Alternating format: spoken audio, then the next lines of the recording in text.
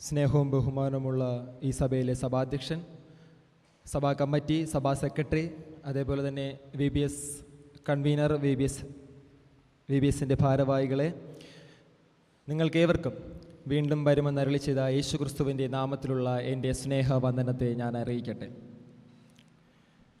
വളരെ സന്തോഷകരമായ, എന്നെ സംബന്ധിച്ചിടത്തോളം വളരെ സന്തോഷകരമായ ഒരു ദിവസത്തിലാണ് ഞാൻ നിങ്ങളുടെ മുന്നിൽ നിൽക്കുന്നത്. കാരണം എൻ്റെ ആദ്യത്തെ വർഷത്തെ VBS ആണിത്. എൻ്റെ ആദ്യത്തെ സഭയാണ് നിലമാമൂട് CSI സഭ എന്ന് പറയുന്നത്. എന്തുകൊണ്ടും എനിക്കേറെ സന്തോഷമുള്ള ഒരു ദിവസമാണ്. പ്രത്യേകാൽ ഇവിടുത്തെ മക്കളെ പറയുകയാണെങ്കിൽ, അതായത് കുഞ്ഞുകുട്ടികൾ മുതൽ തന്നെ എൻ്റെ എല്ലാ വിദ്യാർത്ഥികളും, എൻ്റെ പ്രിയപ്പെട്ട എല്ലാ കൂട്ടുകാരെക്കുറിച്ച് പറയുകയാണെങ്കിൽ വളരെ ടാലൻ്റുള്ള കുട്ടികളാണ്. പേരൻസിനോടാണ് പറയാനുള്ളത്, വളരെ ടാലൻ്റായിട്ടുള്ള കുട്ടികളാണ്, വളരെ കഴിവുകളുള്ള കുട്ടികളാണ്. അത് ഞാൻ ഡാൻസിനായിരുന്നാലും, അതേപോലെ തന്നെ പാട്ട് പാടാനായിരുന്നാലും, അതുപോലെ തന്നെ പ്രാർത്ഥിക്കാനായിരുന്നാലും മുന്നിലേക്ക് ആര് വരുമെന്ന് ചോദിച്ചാൽ സാറേ ഞാൻ വരാമെന്ന് കൈ ഉയർത്തുകയും, ഡാൻസ് കളിക്കാൻ, പാട്ട് പാടാനും ഒരുപാട് കുഞ്ഞുങ്ങൾ മുന്നിലേക്ക് വരുന്നത് ഞാൻ പലതവണ ശ്രദ്ധിച്ചിട്ടുണ്ട്. എന്താണ് VBS? ആർക്കെങ്കിലും പറയാമോ എന്താണ് VBS? വെക്കേഷൻ, അതെ, വെക്കേഷൻ ബൈബിൾ സ്കൂൾ. നമ്മുടെ മഹായുടെ വക നമുക്ക് 2 മാസം അവധിയുണ്ട്, അല്ലേ? നമുക്ക് 2 മാസം അവധിയുണ്ട്, നമ്മളെ കുഞ്ഞുങ്ങൾക്ക് അവധിയുണ്ട്. അപ്പോൾ ആ ആഴ്ചകളിൽ അതിൽ ഒരാഴ്ച ദൈവത്തെക്കുറിച്ച് അറിയുവാനും ദൈവത്തിൻ്റെ വചനം കേൾക്കുവാനുമാണ് നാം ഏവരും നമ്മുടെ കുഞ്ഞുമക്കളെ VBSലേക്ക് അയക്കുന്നത്. ഇന്നത്തെ സമൂഹത്തിലേക്ക് നാം തിരിഞ്ഞു നോക്കുമ്പോൾ നമുക്കറിയാം, മയക്കുമരുന്നിനും അതേപോലെ തന്നെ പലവിധ ലഹരികൾക്കും അടിമകളായി സ്വന്തം ജീവിതം തന്നെ നശിപ്പിച്ചുകൊണ്ടിരിക്കുന്ന ഒരു കാലഘട്ടത്തിലാണ് നമ്മുടെ മക്കളും ഇന്ന് ആയിരിക്കുന്നത്. ഒരാഴ്ചക്കാലം അവർക്ക് ഇവിടെ നിന്ന് കിട്ടുന്ന ദൈവവചനം, ഒരാഴ്ചക്കാലം ഇവിടെ നിന്ന് കിട്ടുന്ന ഓരോ കാര്യങ്ങൾ, ഓരോ നല്ല ചിന്തകൾ അവരുടെ ജീവിതത്തിൽ അത് എന്നും അവർക്ക് പാഠമായി തന്നെ അതവരുടെ ഉള്ളിൽ തന്നെ കാണുക തന്നെ ചെയ്യും. പ്രത്യേകം ഏറെ സന്തോഷമുള്ളൊരു കാര്യമെന്ന് പറഞ്ഞാൽ, കുഞ്ഞുമക്കളെ പോലെ തന്നെ ഇവിടുത്തെ ടീച്ചേഴ്സ് അവരുടെ കൂടെ ഡാൻസ് കളിക്കുന്നത് ഞാൻ കണ്ടിട്ടുണ്ട്. അതേപോലെ തന്നെ നമ്മുടെ സഭാധ്യക്ഷൻ, സഭാ സെക്രട്ടറി, എനിക്ക് ഏറ്റവും സ്നേഹം തോന്നി, അല്ലെങ്കിൽ എനിക്ക് ഏറ്റവും സന്തോഷകരമായി തോന്നിയ ഒരു കാര്യമാണ് ഇവിടുത്തെ സഭാ സെക്രട്ടറി ഞങ്ങൾക്ക് ഉച്ചയൂണ് നൽകിയാണ് ഇവിടെ നിന്ന് വിടുന്നത്. അതായത് പൊതിയിൽ വാങ്ങിച്ച് ഞങ്ങൾക്ക് നൽകി വിടും. ഞങ്ങൾ ഒരു ഗ്ലാസ് വെള്ളത്തിലാണ് നിൽക്കുന്നത്. ഒരു ഗ്ലാസ് വെള്ളം കുടിച്ചാണ് ഞങ്ങൾ ഡെയിലി രാവിലെ ഇറങ്ങുമ്പോൾ വെള്ളത്തിലാണ് നമ്മൾ ഇവിടെ വന്നാലും ഞങ്ങൾക്ക് വെള്ളം കൊണ്ട് തരും.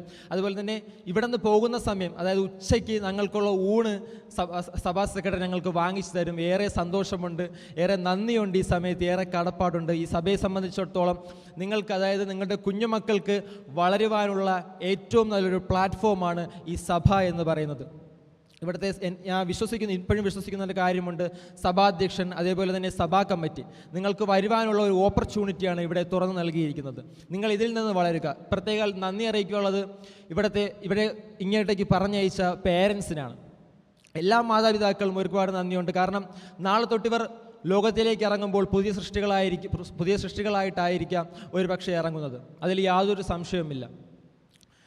ഓക്കെ, അല്പസമയം ചിന്തയ്ക്കായി എടുത്തിരിക്കുന്ന തിരുവചന വേദഭാഗം യെശയ്യാപ്രവാചകന്റെ പുസ്തകം 60-ാം അധ്യായം 1-ാം വാക്യം. യെശയ്യാപ്രവാചകന്റെ പുസ്തകം 60-ാം അധ്യായം 1-ാം വാക്യം. എഴുന്നേറ്റ് പ്രകാശിക്കുക, നിന്റെ പ്രകാശം വന്നിരിക്കുന്നു, യഹോവയുടെ തേജസ്സും നിന്റെ മേൽ ഉദിച്ചിരിക്കുന്നു. അന്ധകാരം ഭൂമിയെയും കൂരിരുട്ട് ജാതികളെയും മൂടുന്നു. നിന്റെ മേലോ യഹോവ ഉദിക്കും, അവൻ്റെ തേജസ്സും നിന്റെ മേൽ പ്രത്യക്ഷമാകും. നമ്മുടെ ചിന്താവിഷയം എന്ന് പറയുന്നത് എഴുന്നേറ്റ് പ്രകാശിക്കുക എന്നുള്ളതാണ്. 7 ദിവസം നമ്മൾ പല ചിന്തകളായി നമ്മൾ പഠിക്കുകയുണ്ടായി. പ്രകാശമാകുക, പ്രകാശം പ്രവൃത്തിയിൽ, പ്രകാശം വചനധ്യാനത്തിൽ, പ്രകാശം പ്രാർത്ഥനയിൽ, പ്രകാശം ആശയവിനിമയത്തിൽ, പ്രകാശം നന്ദിയർപ്പണത്തിൽ, പ്രകാശം നീതിന്യായത്തിൽ, ക്രിസ്തുവിൽ പ്രകാശം. അങ്ങനെ നമ്മൾ 8 ദിവസം പല ചിന്തകളും നമ്മൾ പഠിക്കുകയുണ്ടായി. ഇന്ന് പ്രത്യേകം ഞാൻ പറയുന്നത്, നമുക്ക് എങ്ങനെ പ്രകാശിക്കാൻ സാധിക്കും, നമുക്ക് മറ്റുള്ളവരുടെ ഇടയിൽ പ്രകാശിക്കാം എന്നുള്ളതിനെക്കുറിച്ചുള്ള ഒരു 3 കാര്യങ്ങൾ മാത്രം പറഞ്ഞുകൊണ്ട് എൻ്റെ കൊച്ചു ചിന്ത ഞാനിവിടെ അവസാനിപ്പിക്കുവാൻ വേണ്ടി ആഗ്രഹിക്കുന്നു. ഒന്നാമതായി, വചന ധ്യാനത്തിലൂടെ നമുക്ക് പ്രകാശിക്കുവാൻ സാധിക്കും. നമുക്കറിയാം, യേശു കർത്താവ് 40 ദിവസം ഉപവാസത്തിലായിരുന്ന സമയത്ത് പിശാചിനാൽ പരീക്ഷിക്കപ്പെടുന്നത് നമുക്ക് കാണുവാൻ സാധിക്കും. ആ സമയത്ത് കർത്താവ് നേരിടുന്നത് പറഞ്ഞാൽ വചനത്തിലൂടെയാണ് കർത്താവ് പിശാചിനെ നേരിടുന്നത്. നമുക്കറിയാം, കല്ലിനെ അപ്പമാക്കി തീർക്കുവാൻ പറയുന്നു. അതുപോലെ തന്നെ ഗോപുരത്തിൻ്റെ മുകളിൽ കൊണ്ട് നിർത്തി താഴേക്ക് ചാടുവാൻ പറയുന്നു. പക്ഷേ അവിടെയെല്ലാം യേശു കർത്താവ് വചനത്തിലൂടെയാണ് നേരിടുന്നത് നമുക്ക് കാണുവാൻ സാധിക്കുന്നു. ഇന്നും നമ്മുടെ ജീവിതത്തിൽ പലവിധമായ പ്രശ്നങ്ങളും പലവിധമായ ഭാരങ്ങളും പലവിധമായ പ്രതിസന്ധികളും വരുമ്പോൾ നമ്മളൊരു പക്ഷേ പലയിടങ്ങളിലും വീണു പോകുന്നവരാണ്. അല്ലേ? നമ്മൾ പലയിടങ്ങളിലും വീണു പോകുന്നവരാണ്. പക്ഷെ നമ്മൾ വേദപുസ്തകം വായിക്കുന്നു, ആര് ചോദിച്ചാലും വേദപുസ്തകം കൊണ്ടുവരുന്നു, വേദപുസ്തകം വായിക്കുന്നു. പക്ഷെ നാം ഒന്ന് ചിന്തിക്കുക, നമ്മളിൽ എത്ര പേർ വചനം ധ്യാനിച്ചിട്ടുണ്ട്, വചനം പഠിച്ചിട്ടുണ്ട്, അല്ലെങ്കിൽ കുറച്ച് സമയം ബൈബിളിലേക്ക് ഒന്ന് ചിന്തിക്കുവാൻ വേണ്ടി എത്ര പേർ ആത്മാർത്ഥമായി പരിശ്രമിച്ചിട്ടുണ്ടെന്ന് നാം ഒന്ന് ചിന്തിക്കുക. നമുക്ക് എങ്ങനെ വചനം ധ്യാനിക്കുവാൻ കഴിയും? നമ്മുടെ കുഞ്ഞുങ്ങൾക്ക് എങ്ങനെ വചനം ധ്യാനിക്കുവാൻ വേണ്ടി കഴിയും? അതിനുള്ള ഏറ്റവും നല്ലൊരു പ്ലാറ്റ്ഫോമാണ് നമ്മുടെ സഭയിലെ സൺഡേ സ്കൂൾ, അതേപോലെ തന്നെ ബാലജന സംഘടന എന്ന് പറയുന്നത്. നമുക്കറിയാം, ഇന്നത്തെ കാലത്തിൽ ട്യൂഷൻ ക്ലാസ്, സഭാരാധന കഴിഞ്ഞുടനെ തന്നെ ആരെങ്കിലും വന്ന് സൺഡേ സ്കൂളിൽ മക്കളെ ഇരുത്തുവാൻ വേണ്ടി പറയുമ്പോൾ ഉടനെ പറയുന്നത് കാര്യമാണ്, സൺഡേ സ്കൂളൊക്കെ നമുക്ക് പിന്നെ മതി, ആദ്യം പഠിത്തമാണ് പ്രാധാന്യം. അല്ലേ? നമ്മൾ പലരും പറഞ്ഞിട്ടില്ലേ, സൺഡേ സ്കൂൾ പിന്നെ മതി, നമുക്ക് ആദ്യം പഠിത്തമാണ്, ആദ്യം ട്യൂഷനാണ് വലുത്, ഒരു നിലയിലെത്തിയാൽ മാത്രമേ എന്തെങ്കിലും പിന്നെ ഭാവിയിൽ അവർക്ക് നല്ലതായിട്ട് ലഭിക്കത്തുള്ളൂ എന്ന് നമ്മൾ പലരും പറയാറുണ്ട്. പക്ഷെ ഞാനൊന്ന് പറയട്ടെ, ഇന്ന് നമ്മൾ ലോകത്തിലോട്ട് കണ്ണോടിച്ച് നോക്കുമ്പോൾ ഒരുപാട് പേർ ജീവിതത്തിൻ്റെ പടുക്കുഴിയിലോട്ട് വീണുകൊണ്ടിരിക്കുകയാണ്. ഇതിനെല്ലാത്തിനും കാരണം അവരുടെ ബാക്ക്ഗ്രൗണ്ട് ഒന്ന് പരിശോധിക്കുകയാണെങ്കിൽ, പള്ളിയിൽ വരുന്നുണ്ട്, പള്ളിയിലെല്ലാം ചെയ്യുന്നുണ്ട്, പള്ളി ആരാധന കഴിയുന്നുണ്ട്, അവർ പോകുന്നുണ്ട്. പക്ഷേ അവരിൽ എത്ര പേർ സൺഡേ സ്കൂളിൽ ഇരിക്കുന്നു നമുക്ക് ഒന്ന് ചിന്തിച്ച് നോക്കണം. അവർ കുഞ്ഞുനാൾ മുതലേ അവരെ സൺഡേ സ്കൂളിൽ ഇരുത്തുകയാണെങ്കിൽ, ഇപ്പോൾ എൻ്റെ ഒരു അനുഭവം ഞാൻ പറയാം. എൻ്റെ അമ്മ എനിക്ക് 6 മാസമുള്ളപ്പോൾ എന്നെ കൊണ്ട് സൺഡേ സ്കൂളിൽ കൊണ്ട് അമ്മ എന്നെ വച്ചുകൊണ്ട് ഒക്കെ തിരുത്തിക്കൊണ്ട് ഇരിക്കുമായിരുന്നു. സൺഡേ സ്കൂളിൽ 6 മാസമുള്ളപ്പോൾ, എനിക്ക് 6 മാസമുള്ളപ്പോൾ അമ്മ കൊണ്ട് ഇരുത്തിയിരിക്കുമായിരുന്നു. അതേപോലെ തന്നെ നേഴ്സറി മുതൽ തന്നെ ഈ സമയം വരെയും ഞാൻ സൺഡേ സ്കൂൾ, പള്ളിയിൽ പോയി കഴിഞ്ഞാൽ സൺഡേ സ്കൂൾ, അതേപോലെ തന്നെ CF ബാലജന സംഘടന ഒക്കെ, ഇതിനെല്ലാ സംഘടനകൾക്കും ഞാൻ ഇരിക്കാറുണ്ട്. പല സമയങ്ങളിലും കരഞ്ഞുകൊണ്ടും വാശി പിടിച്ചുകൊണ്ടിരിക്കുമ്പോൾ എൻ്റെ പപ്പയും അമ്മയും ഒന്നെങ്കിൽ ചെവിയിലൊരു നുള്ളിയേരും, അല്ലെങ്കിൽ എന്നെ അടിക്കും, പരസ്യമായിട്ട് എന്നെ അടിക്കും. എല്ലാവരും കാണുക അടിച്ചിട്ട് എന്നെ കൊണ്ട്, ഞാൻ ഒരുപാട് സമയങ്ങളിൽ സൺഡേ സ്കൂളിൽ കരഞ്ഞിരുന്ന ഓരോ സമയങ്ങളുണ്ട്. കരഞ്ഞ് ഞാൻ പഠിക്കും, കരഞ്ഞിരിക്കും. ഓരോ സൺഡേ സ്കൂളിൽ പോയിരുന്നു കഴിഞ്ഞാൽ ടീച്ചറിന്ന് പഠിപ്പിക്കും, എനിക്ക് ആ നുള്ളു കിട്ടി, അടി കിട്ടിയുള്ളത് കൊണ്ട് ഞാൻ അവിടെ പോയിരുന്ന് കരഞ്ഞിരുന്ന് പഠിക്കും. ഞാൻ വാസ്തവത്തിലൊന്ന് പറയട്ടെ, അന്ന് ഞാൻ സൺഡേ സ്കൂളിൽ ഇരുന്നത് കൊണ്ട് ഇന്ന് നിങ്ങളുടെ മുന്നിൽ ഇങ്ങനെ നിൽക്കുന്നു. അന്ന് എനിക്ക് സൺഡേ സ്കൂളിൽ നിന്ന് കിട്ടിയ ആ അറിവാണ് ഇന്ന് എന്നെ ഇവിടെ നിർത്തിയിരിക്കുന്നത്. പ്രത്യേകം എനിക്ക് പേരൻസിനോട് പറയുവാനുള്ളത്, നിങ്ങളുടെ കുഞ്ഞുങ്ങളെ സഭാരാധന കഴിഞ്ഞ് സൺഡേ സ്കൂളിൽ മാക്സിമം ഇരുത്തുക. സൺഡേ സ്കൂളിൽ ഇരുത്തുവാൻ ശ്രമിക്കുക. സൺഡേ സ്കൂളിൽ നിങ്ങൾ ഇരുത്തുക. അതിലൂടെ നിങ്ങളുടെ മക്കൾക്ക് തന്നെയാണ് അതിൻ്റെ അനുഗ്രഹം എന്ന് പറയുന്നത്. അതുപോലെ തന്നെ ജീവിതത്തിൽ നമുക്ക് എന്ത് പ്രശ്നമുണ്ടായിരുന്നാലും, ഇനി നമ്മുടെ കുഞ്ഞുങ്ങൾ വളർന്നുകൊണ്ടിരിക്കുകയാണ്, നാളെ ഒരു സമൂഹത്തിലേക്ക് ഇറങ്ങിത്തിരിക്കുവാൻ വേണ്ടിയുള്ളവരാണ്. എൻ്റെ പ്രായമൊക്കെ നമ്മൾ സമൂഹത്തിലേക്ക് ഇറങ്ങിത്തിരിച്ചു, പക്ഷേ നമ്മുടെ കുഞ്ഞുമക്കൾ നാളെ ഒരു സമൂഹത്തിലേക്ക് ഇറങ്ങിത്തിരിക്കുന്നവരാണ്. അവർക്ക് നമ്മൾ എന്ത് പകർന്നു കൊടുക്കും? അവർക്ക് നമ്മൾ എന്താണ് പകർന്നു കൊടുക്കുവാൻ വേണ്ടി വച്ചിരിക്കുന്നത്? ഒന്ന് ചിന്തിച്ചു നോക്കിയേ, നിങ്ങൾ എന്താണ് അവർക്ക് പകർന്നു കൊടുക്കുവാൻ വേണ്ടി വച്ചിരിക്കുന്നത്? നാളെ ഒരു സമൂഹത്തിലേക്ക് പോകുമ്പോൾ പലവിധമായ പ്രതിസന്ധികൾ, പലവിധമായ പ്രശ്നങ്ങൾ അവരുടെ ജീവിതത്തിലേക്ക് വരുമ്പോൾ നാം എന്താണ് പകർന്നു കൊടുക്കുന്നത്? അല്ലെങ്കിൽ അവർക്ക് എങ്ങനെ അവിടെ പിടിച്ചു നിൽക്കുവാൻ വേണ്ടി സാധിക്കും? നാം ഒന്ന് ചിന്തിക്കേണ്ടിയിരിക്കുന്നു. വചനം നമ്മുടെ മക്കളുടെ ഹൃദയത്തിൽ ഉണ്ട് എങ്കിൽ, വചനം നാം നമ്മുടെ കുഞ്ഞുങ്ങൾക്ക് പകർന്നു കൊടുക്കുന്നുവെങ്കിൽ, അവർക്ക് നാളെ ഒരു സമയത്ത് ഈ വചനത്തിലൂടെ അവർക്ക് നേരിൻ്റെ പാതയിലേക്ക് നടക്കുവാൻ വേണ്ടി സാധിക്കും. എന്ത് പ്രശ്നമുണ്ടെങ്കിലും, എന്ത് പ്രതിസന്ധി ഉണ്ടെങ്കിലും വചനത്തിലൂടെ അവർക്ക് അത് നേരിടുവാൻ സാധിക്കുക തന്നെ ചെയ്യും.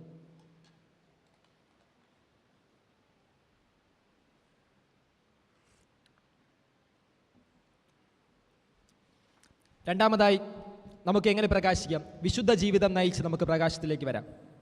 വിശുദ്ധ ജീവിതത്തിലൂടെ നമുക്ക് പ്രകാശിക്കുവാൻ വേണ്ടി സാധിക്കും. നമുക്കറിയാം, യോസേഫിൻ്റെ ജീവിതം നാം പരിശോധിക്കുമ്പോൾ നമുക്കറിയാം, യോസേഫ് തൻ്റെ സഹോദരങ്ങളാൽ, സ്വന്തം കൂടപ്പിറപ്പുകളാൽ ഒറ്റപ്പെട്ട് കഴിഞ്ഞിരുന്ന ഒരു വ്യക്തിയായിരുന്നു യോസേഫ് എന്ന് പറയുന്നത്. നമുക്ക് ആർക്കെങ്കിലും അത് സഹിക്കാൻ പറ്റുമോ? സ്വന്തം അനിയൻ അല്ലെങ്കിൽ സ്വന്തം ചേട്ടൻ നമ്മളെ ഒറ്റപ്പെടുത്തി, നമ്മളെ മാറ്റി നിർത്തി, നമ്മളെ കളിയാക്കി, ബാക്കിയുള്ള മുന്നിൽ നമ്മളെ പരിഹസിച്ച്, നമ്മളെ ഒന്നിലും ഉൾക്കൊള്ളാതെ വരുന്നത് നമുക്ക് ആർക്കെങ്കിലും സഹിക്കാൻ പറ്റുമോ? ആർക്കെങ്കിലും പറ്റുമോ സഹിക്കാൻ? കുഞ്ഞുമക്കൾക്ക് ആർക്കെങ്കിലും പറ്റുമോ? സ്വന്തം ചേച്ചി അല്ലെങ്കിൽ സ്വന്തം ചേട്ടൻ നമ്മുടെ എല്ലാ കാര്യത്തിൽ നിന്നും മാറ്റി നിർത്തി അവർ നമ്മളോട് മിണ്ടാതാകുന്ന ആ ഒരു സിറ്റുവേഷൻ അല്ലെങ്കിൽ ആ ഒരു അവസ്ഥ നമുക്ക് ആർക്കെങ്കിലും ചിന്തിക്കാൻ കഴിയുമോ? ഒന്ന് ചിന്തിച്ചു നോക്കിയേ. അങ്ങനെ ഒറ്റപ്പെട്ട് വളർന്ന ഒരു വ്യക്തിയായിരുന്നു യോസേഫ് എന്ന് പറയുന്നത്.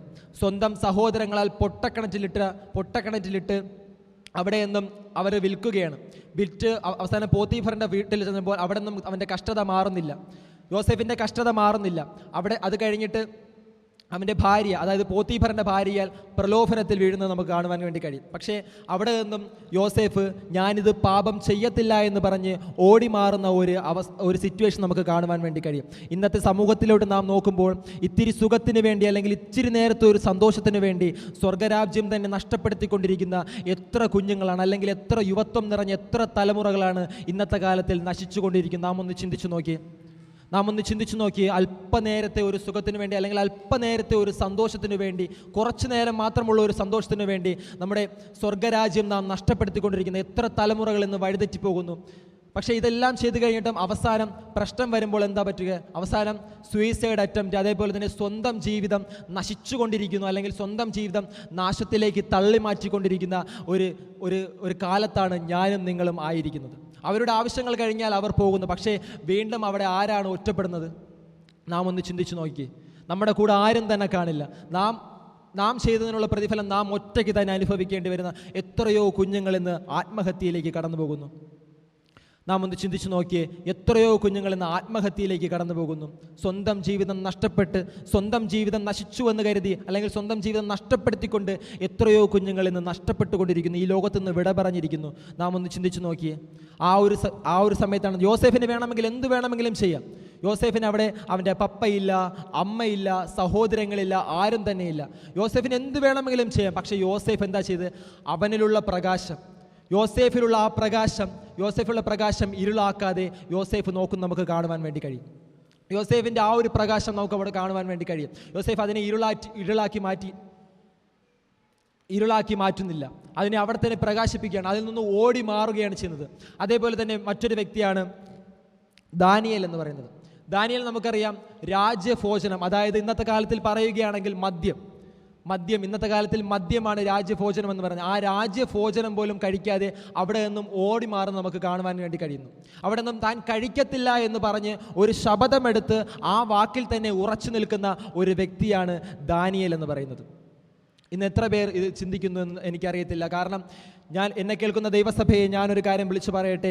ഇന്ന് പല കുഞ്ഞുങ്ങളും ആദ്യം തുടക്കമെന്ന് പറയുന്നത് മദ്യപാനം, അതേപോലെ തന്നെ ലഹരിയുടെ ഉപയോഗമാണ്.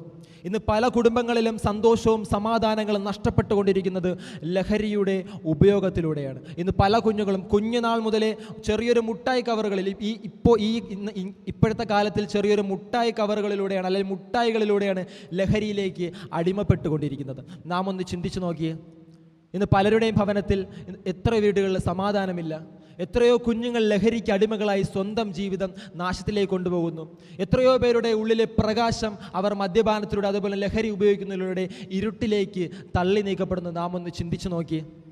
ആദ്യം ചെറുതായിട്ട് ഒന്ന് മണത്ത് നോക്കിയായിരിക്കാം, അല്ലെങ്കിൽ ഒന്ന് ജസ്റ്റ് ഒന്ന് തൊട്ട് നക്കി ടേസ്റ്റ് ചെയ്ത് നോക്കിയായിരിക്കാം ഒരു പക്ഷേ എല്ലാവരും, അല്ലെങ്കിൽ എല്ലാ കുഞ്ഞുങ്ങളും ഇതിലേക്ക് ആകർഷപ്പെടുന്നത്, അല്ലെങ്കിൽ ഇതിലേക്ക് തുടക്കമെന്ന് പറയുന്നത്.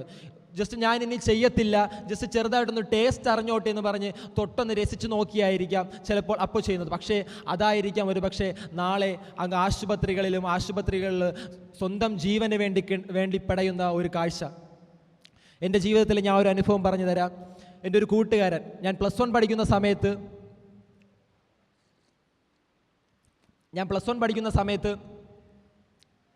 എൻ്റെ കൂടെ പഠിച്ചിരുന്ന ഒരു പുള്ളിക്കാരൻ ജിമ്മാണ്, നല്ല ബോഡിയാണ്, നല്ല തൻ്റെ ഇടവും നല്ല സൈസുമുള്ള എൻ്റെ ഒരു കൂട്ടുകാരൻ.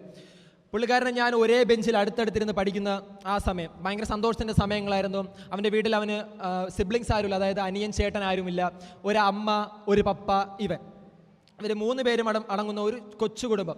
ഇടയ്ക്കിടയ്ക്ക് ഞാൻ അവൻ്റെ വീട്ടിൽ പോകാറുണ്ട്, പുള്ളിക്കാരെ എൻ്റെ വീട്ടിൽ വരാറുണ്ട്. ഭയങ്കര സ്നേഹമാണ്. ഞാൻ അവിടെ പോയി നല്ല രീതിക്ക് എന്നെ ട്രീറ്റ് ചെയ്യും.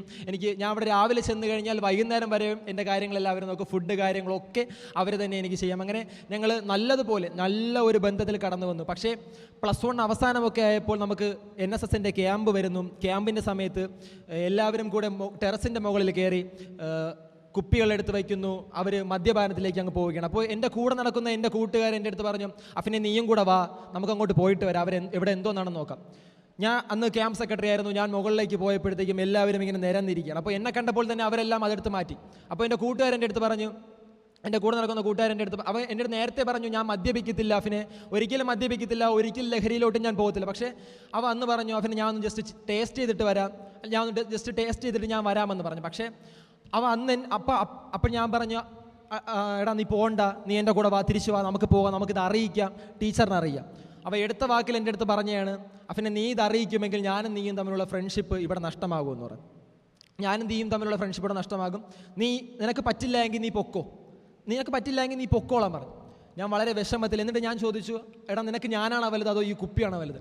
അപ്പോൾ എനിക്കിങ്ങനെ ചൂണ്ടിക്കാണിച്ചിട്ട് പറഞ്ഞ്, ദാ ഈ നിൽക്കുന്ന പയ്യന്മാരെ കണ്ട, ഈ നിൽക്കുന്ന പയ്യന്മാർ ഇവരാണ് എനിക്കെല്ലാം, ഈ നിൽക്കുന്ന പയ്യന്മാരാണ് എനിക്കെല്ലാം എന്ന് പറഞ്ഞു. ഞാൻ അവിടെ നിന്ന് കരയുകയുണ്ടായി, ഭയങ്കര രീതിയിൽ കരയുകയുണ്ട്. കാരണം എൻ്റെ വീട്ടിൽ വരുന്നു, ഞാൻ അവൻ്റെ വീട്ടിൽ പോകുന്നു, ഭയങ്കര രീതിയിൽ എന്നെ ട്രീറ്റ് ചെയ്യുന്നു. പക്ഷേ എല്ലാവരുടെ മുന്നിൽ വെച്ചും എനിക്ക് ഇവരുണ്ട്, എല്ലാ സമയവും ഇവരെൻ്റെ കൂടെ കാണുമെന്ന് എൻ്റെ അടുത്ത് പറഞ്ഞു.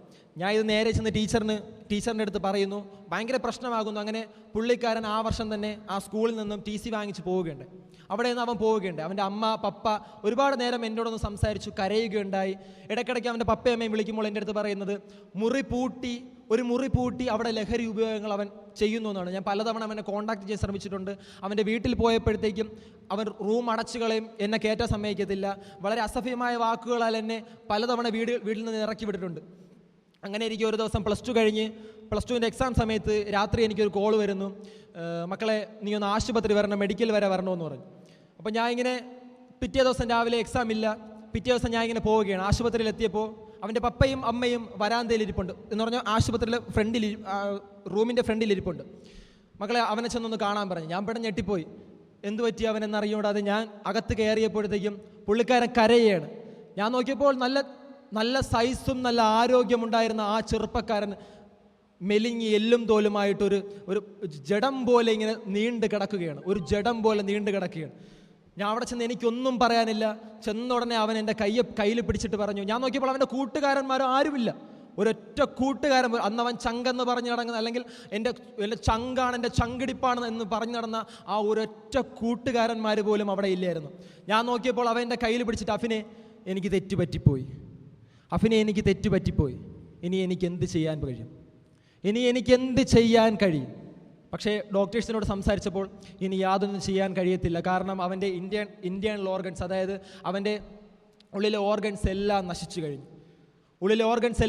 കഴിഞ്ഞു. നല്ല തൻ്റെ ഇടവും നല്ല ചുറുചുറുക്കുമായിട്ട് ഓടി നടന്ന ആ ചെറുപ്പക്കാരൻ ആ ഒരു അവസ്ഥയിൽ കണ്ടപ്പോൾ എൻ്റെ കണ്ണ് നിറഞ്ഞു പോയി. എന്നിട്ട് എൻ്റെ കയ്യിൽ പിടിച്ചിട്ട് അവൻ വീണ്ടും പറയുകയുണ്ടായി, അഫിനെ എൻ്റെ പപ്പയെയും അമ്മയെയും നീ നോക്കിക്കൊള്ളണം, അഫിനെ നീ എൻ്റെ പപ്പയെയും അമ്മയും നീ നോക്കിക്കൊള്ളണം. എൻ്റെ കയ്യിൽ പിടിച്ചിട്ട് പറയുകയുണ്ടായി, എനിക്കിനിയും ജീവിക്കാൻ ആഗ്രഹമുണ്ട്, എനിക്കിനിയും ജീവിക്കാൻ കൊതിയുണ്ടടാ, എന്നെ എങ്ങനെയെങ്കിലും ഇതിൽ നിന്ന് രക്ഷപ്പെടുത്തുമോ എന്ന് എൻ്റെ അടുത്ത് ചോദിക്കും. ഞാൻ അവിടെ നിന്ന് കരയുകയുണ്ട്.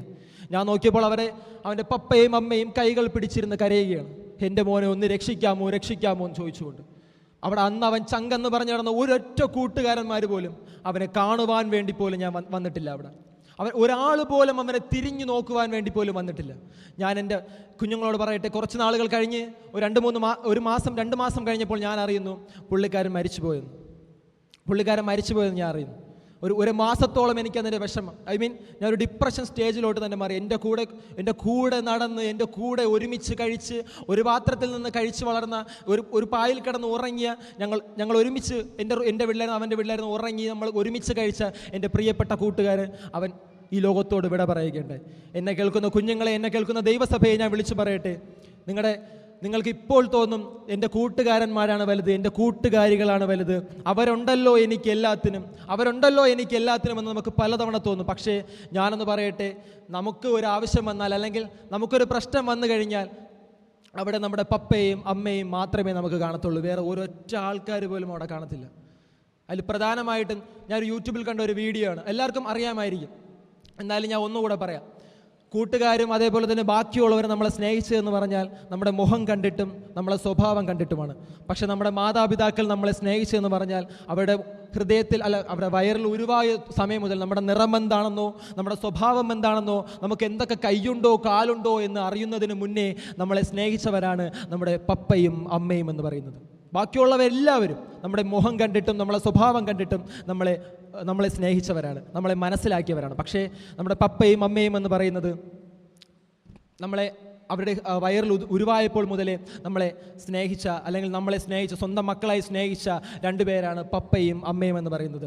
എന്നെ കേൾക്കുന്ന ദൈവസഭയെ ഞാൻ വിളിച്ചു പറയട്ടെ, നിങ്ങൾ ആരെങ്കിലും തെറ്റുപറ്റിപ്പോയിട്ടുണ്ട് എങ്കിൽ, യുവാക്കളെ, യുവതികളെ, നിങ്ങൾക്ക് ആർക്കെങ്കിലും പറ്റിപ്പോയിട്ടുണ്ട് എങ്കിൽ നിങ്ങൾ മടങ്ങി വരിക, നിങ്ങൾക്ക് മടങ്ങി വരിക. ഞാൻ ആ ഒരു സിറ്റുവേഷൻ ഫേസ് ചെയ്തത് കൊണ്ട് അതിന് ഇതുവരെ ഞാൻ റിക്കവർ ആയിട്ടില്ല. 2 വർഷം കഴിഞ്ഞു, ഇതുവരെ ഞാനതിൽ നിന്ന് മൂവ് ആയിട്ടില്ല. ഇതുവരെ എപ്പോഴും കിടക്കുന്നതിന് മുൻ ഒരു തവണയെങ്കിലും അവനെക്കുറിച്ച് ഞാൻ ആലോചിക്കും. ഇടയ്ക്കിടയ്ക്ക് അമ്മയും പപ്പയുടെ അടുത്ത് ഞാൻ പലതവണ കരഞ്ഞിട്ടുണ്ട്. ഒരിക്കലും ആ ഒരു സിറ്റുവേഷൻ ഞാൻ പഠിപ്പിച്ചവർക്കോ അതേപോലെ തന്നെ ഇവിടെ ഇരിക്കുന്ന ആർക്കോ വരാതിരിക്കട്ടെ. പ്രത്യേക ആരെങ്കിലും ഉപയോഗിക്കുന്നുണ്ട് എങ്കിൽ, ഇവിടെ ഇല്ലയെന്ന് ഞാൻ വിശ്വസിക്കുന്നു, പക്ഷേ ആർക്കെങ്കിലും തെറ്റുപറ്റിപ്പോയിട്ടുണ്ട് എങ്കിൽ, ആരുടെയെങ്കിലും വീടുകളിൽ സമാധാനം നഷ്ടപ്പെട്ടിട്ടുണ്ട് എങ്കിൽ നിങ്ങൾ മടങ്ങി വരിക. ദൈവം നിങ്ങളെ മാടി വിളിക്കുകയാണ്.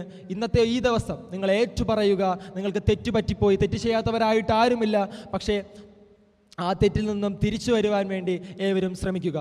മൂന്നാമതായിട്ട് പ്രാർത്ഥന. ഇന്നത്തെ കാലത്തിൽ നമുക്ക് ഏറ്റവും കൂടുതൽ വേണ്ടുന്ന ഒന്നാണ് പ്രാർത്ഥന എന്ന് പറയുന്നത്. ഞാൻ എൻ്റെ കുഞ്ഞുങ്ങളോട് കാര്യം ചോദിക്കട്ടെ, നിങ്ങളിന്ന് ഭവനത്തിൽ നിന്ന് വന്നപ്പോൾ എത്ര പേരാണ് പ്രാർത്ഥിച്ചിട്ട് വന്നതെന്ന് കൈകൾ ഉയർത്തിയേ? എത്ര പേരാണ് പ്രാർത്ഥിച്ചിട്ട് വന്നത്? ഓക്കെ, ഇന്ന് വന്നപ്പോൾ എത്ര പേരാണ് ബൈബിൾ കൊണ്ടുവന്നത്? ബൈബിൾ എത്ര പേര് കൊണ്ടുവന്നു? വളരെ സന്തോഷമുണ്ട്. ഞാനൊരു പള്ളിയിൽ ക്ലാസ് എടുക്കാൻ ഞാൻ ഇങ്ങനെ പോയ സമയത്ത് ഞാനിങ്ങനെ എൻ്റെ ഫ്രണ്ടിലൊരു പയ്യെ ഇരിപ്പുണ്ടായിരുന്നു. ഞാൻ ചോദിച്ച്, ഇന്ന് ബൈബിൾ എത്ര പേര് കൊണ്ടുവന്നു എന്ന് ചോദിച്ചു. അപ്പോഴേ അവൻ പറഞ്ഞു, ചേട്ടാ ഞാൻ കൊണ്ടുവരാറില്ല, ഞാൻ കൊണ്ടുവരത്തില്ല, എന്തിനാ ഇതൊക്കെ കൊണ്ടുവരണമെന്ന് ചോദിച്ചു. ഞാൻ നോക്കിയപ്പോൾ നല്ല പയ്യൻ, നമ്മളെ ക്ലിറ്റോയെ പോലെ ഈ പ്രായമുള്ള ഒരു പയ്യൻ. അപ്പോൾ പുള്ളിക്കാരൻ്റെ അടുത്ത് ഞാൻ ഇങ്ങനെ വിളിച്ചിട്ട് ചോദിച്ചു, എന്താ നീ ബൈബിൾ കൊണ്ടുവരാത്തേ, എന്താടാ നീ ബൈബിൾ കൊണ്ടുവരാത്തതെന്ന് ചോദിച്ചു. അപ്പോഴത്തേക്ക് അവൻ എൻ്റെ അടുത്ത് പറഞ്ഞൊരു കാര്യമുണ്ട്, ചേട്ടാ എൻ്റെ കോസ്റ്റ്യൂം കണ്ടോ? ഞാൻ നോക്കിയപ്പോൾ വെള്ള പാൻറ്റ്, വെള്ള ഷർട്ട്, കൊള്ളാമല്ലോ നിൻ്റെ കോസ്റ്റ്യൂം. അപ്പോൾ അവൻ്റെ അടുത്ത് പറഞ്ഞു, ചേട്ടാ ഞാൻ അങ്ങ് ദൂരെ നിന്ന് നടന്നാണ് ഇങ്ങ് അറ്റം വരെ വരുന്നത്. അപ്പോൾ ഈ കറുത്ത പുസ്തകം, അവൻ ഇങ്ങനെയാണ് എൻ്റെ അടുത്ത് പറഞ്ഞത്, ഈ കറുത്ത പുസ്തകം എൻ്റെ കയ്യിലിരിക്കുന്നത് കണ്ട ഒരുമാതിരിയാണ് ചേട്ടാ, കൊള്ളത്തില്ല. ഈ കറുത്ത പുസ്തകം ഞാൻ ചുമന്നുകൊണ്ട് വരുന്നത് കണ്ടാൽ കൊള്ളത്തില്ല, എന്നെ കാണാൻ കൊള്ളത്തില്ല, ആരും എന്നെ നോക്കത്തില്ല. ഇതാണ് ഇന്നത്തെ തലമുറ എന്ന് പറയുന്നത്. നിങ്ങളൊന്ന് ചിന്തിച്ചു നോക്കിക്കേ.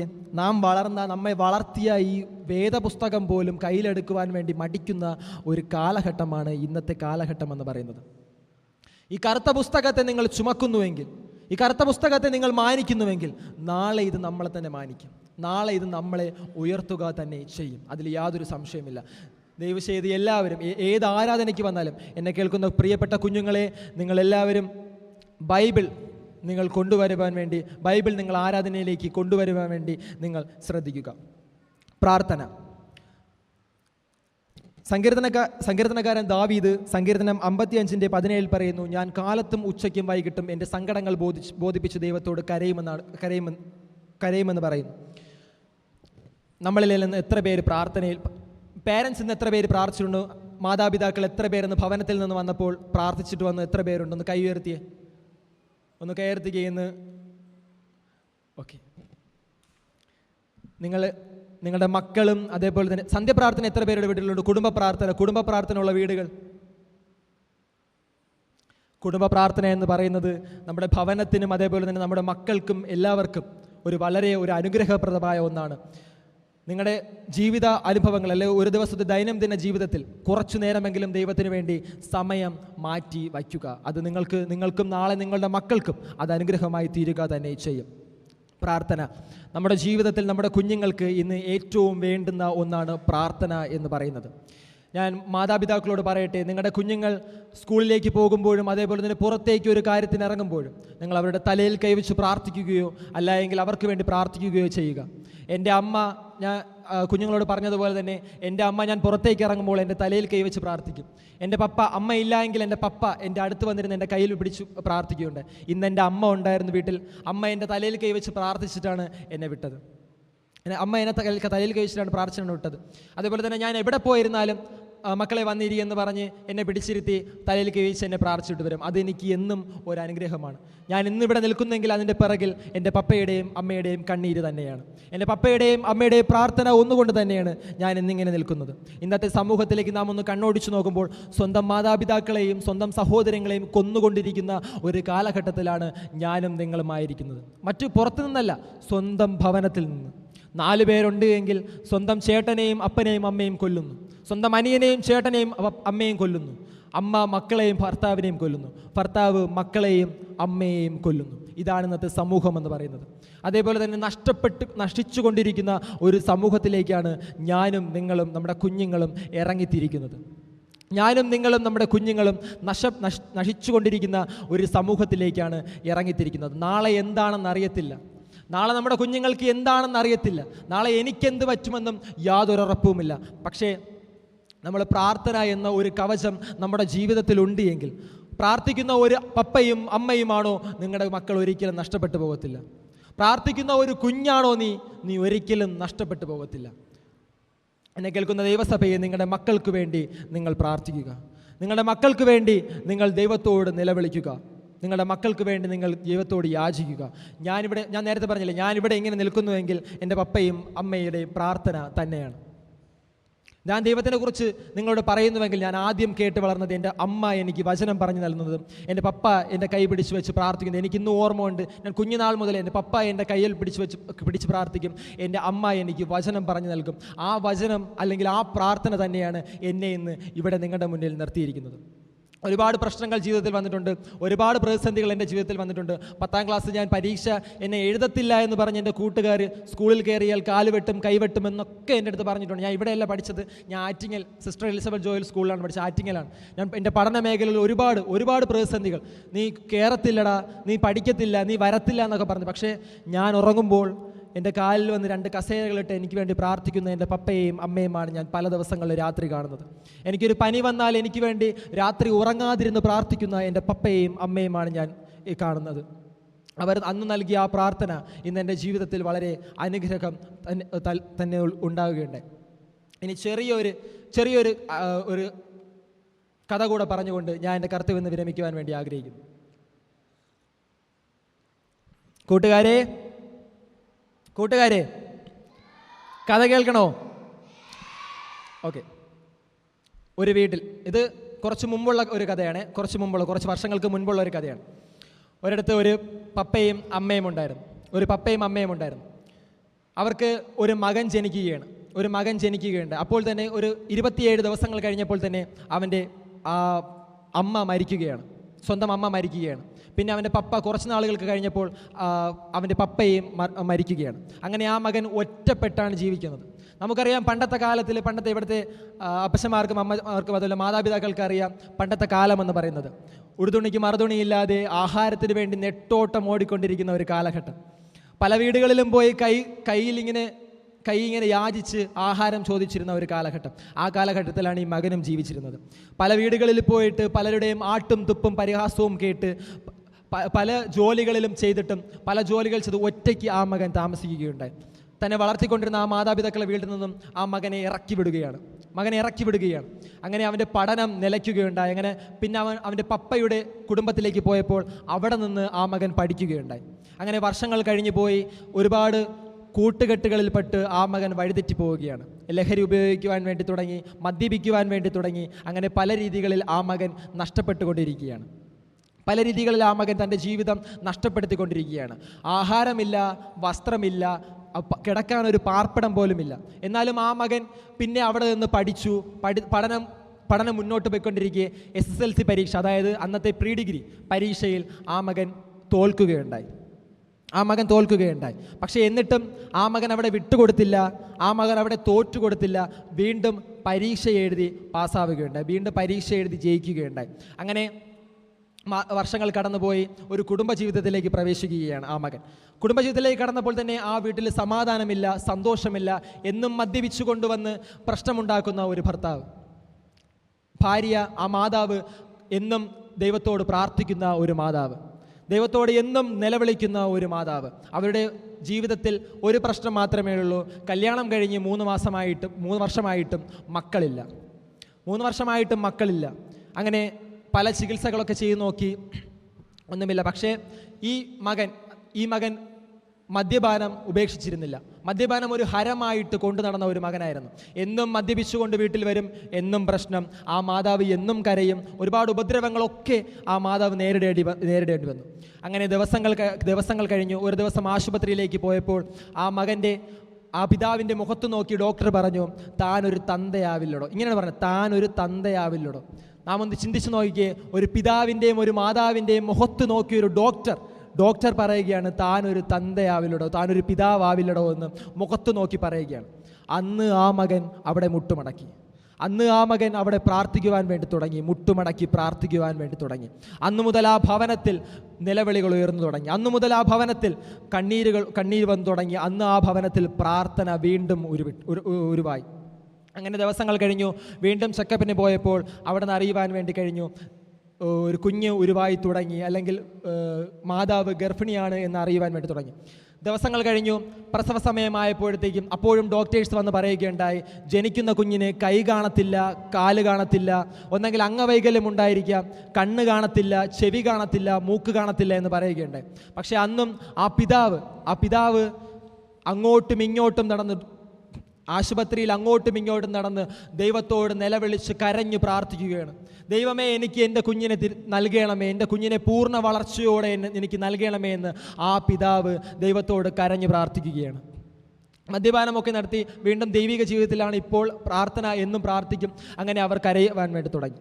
വാസ്തവത്തിൽ ഡോക്ടർമാർ പറഞ്ഞു, കിട്ടത്തില്ല, കുഞ്ഞ് മരിച്ചു പോകും, കുഞ്ഞിന് കൈ കാണത്തില്ല, ജനിച്ചാൽ തന്നെ ചിലപ്പോൾ ജീവൻ ഉണ്ടെങ്കിൽ തന്നെ കൈ കാണത്തില്ല, കാല് കാണത്തില്ല എന്ന് ഡോക്ടേഴ്സ് വിധി എഴുതി. അങ്ങനെ പ്രസവ സമയമായി എല്ലാവരും കരയുന്നു, പ്രാർത്ഥിക്കുന്നു. ഈ മകൻ ദൈവത്തോട് നിലവിളിച്ച് കരഞ്ഞ് അങ്ങോട്ടും ഇങ്ങോട്ടും നടന്ന് പ്രാർത്ഥിക്കുകയാണ്. പ്രസവം കഴിഞ്ഞു. ദൈവത്തിൻ്റെ കൃപ എന്ന് പറയട്ടെ, ഒരു ഊനവുമില്ലാത്ത നല്ല ആരോഗ്യമുള്ള പൂർണ്ണ വളർച്ചയേന്തിയ ഒരു കുഞ്ഞിനെ ദൈവം അവർക്ക് ദാനമായി നൽകി. ആ മകനാണ് ഇന്ന് നിങ്ങളുടെ മുന്നിൽ ദൈവവചനവുമായി നിൽക്കുന്നത്. വൈദ്യശാസ്ത്രം വിധി എഴുതി, നിനക്ക് കൈ കാണത്തില്ല, കാല് കാണത്തില്ല, നിനക്ക് അംഗവൈകല്യമുള്ള ഒരു കുഞ്ഞായി ജനിക്കുമെന്ന് ആ വിധി എഴുതിയ ആ വൈദ്യശാസ്ത്രത്തെ പരാജയപ്പെടുത്തി എൻ്റെ കർത്താവ് ഇന്ന് എന്നെ നിങ്ങളുടെ മുന്നിൽ നിർത്തിയിരിക്കുന്നു. ഞാൻ പറഞ്ഞത് വേറൊന്നുമല്ല, എൻ്റെ പപ്പയുടെ ജീവിതമാണ് ഞാൻ നിങ്ങളോട് പറഞ്ഞത്. ഒരു കുടില് പോലും വയ്ക്കാനില്ലാതെ പല റോഡ് സ്ഥലങ്ങളിലും റോഡ് വരാന്തകളിലും ഒക്കെ താമസിച്ചിരുന്ന, അല്ലെങ്കിൽ അവിടെ പോയി ഉറങ്ങിയിരുന്ന ഒരു വ്യക്തിയാണ് എൻ്റെ പപ്പ എന്ന് പറയുന്നത്. അന്ന് എൻ്റെ പപ്പ അവിടെ 10ാം ക്ലാസ് തോറ്റ് അവിടെ ഇരുന്നുവെങ്കിൽ ഇന്ന് ഞാനിവിടെ നിൽക്കത്തില്ലായിരുന്നു. അന്ന് എൻ്റെ പപ്പയുടെ ജീവിതം അവിടെ അവസാനിച്ചിരുന്നുവെങ്കിൽ, തോൽവിയിൽ അന്ന് ലഹരി ഉപയോഗിച്ച് അവിടെ നഷ്ടപ്പെട്ടിരുന്നുവെങ്കിൽ ഇന്ന് ഞാനിവിടെ നിൽക്കത്തില്ലായിരുന്നു. ഇന്ന് ഞങ്ങളുടെ വീട്ടിൽ പ്രാർത്ഥന ഉണ്ട്, ഇന്ന് ഞങ്ങളുടെ വീട്ടിൽ ആരാധനയുണ്ട്, ഇന്ന് ഞങ്ങളുടെ വീട്ടിൽ കണ്ണീരുണ്ട്, ഇന്ന് ഞങ്ങളുടെ വീട്ടിൽ ദൈവത്തോട് ഒഴുക്കി പ്രാർത്ഥിക്കുന്ന ഞങ്ങൾ 4 പേരും വളഞ്ഞിരുന്ന് സന്ധ്യപ്രാർത്ഥനകൾ ഞങ്ങൾ ചെയ്യാറുണ്ട്, പ്രാർത്ഥിക്കാറുണ്ട് ഒരുമിച്ച്. അന്ന് എൻ്റെ അമ്മയുടെ പ്രാർത്ഥന ദൈവം കേട്ടു. എൻ്റെ പപ്പ ഇന്ന് ദൈവിക പാതയിലേക്ക് വന്നിട്ടുണ്ട് എങ്കിൽ എൻ്റെ അമ്മയുടെ കണ്ണീരോടെ എൻ്റെ അമ്മ നിലവിളിച്ച എൻ്റെ അമ്മയുടെ പ്രാർത്ഥനയാണ്. ഇന്നത്തെ കാലത്തിൽ മക്കളെല്ലാവരും പറയും, പപ്പയാണോ അമ്മയാണോ ഇഷ്ടമെന്ന് ചോദിച്ചാൽ എല്ലാവരും പറയും, എനിക്ക് എൻ്റെ അമ്മയാണ് ഇഷ്ടം. പക്ഷെ ഇവിടെ നിന്ന് ഞാൻ പറയട്ടെ, എൻ്റെ റോൾ മോഡൽ എന്ന് പറഞ്ഞാൽ എൻ്റെ പപ്പയാണ്.